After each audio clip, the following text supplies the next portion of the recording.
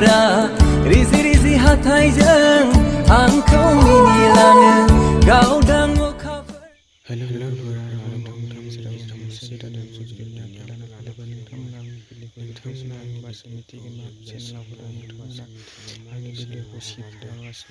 नोंथांमोना आंनि भिडिअखौ जोबजासिम फुरा नायो स्किप खालामना बे भिडिअनि टाइटेलानो जादों बे भिडिअनि टाइटेलानो जादों गावदां अखाफोर। नोंथांमोना बे भिडिअखौ फुल इउटुब चेनेलाव थांनानै नायनो हायो।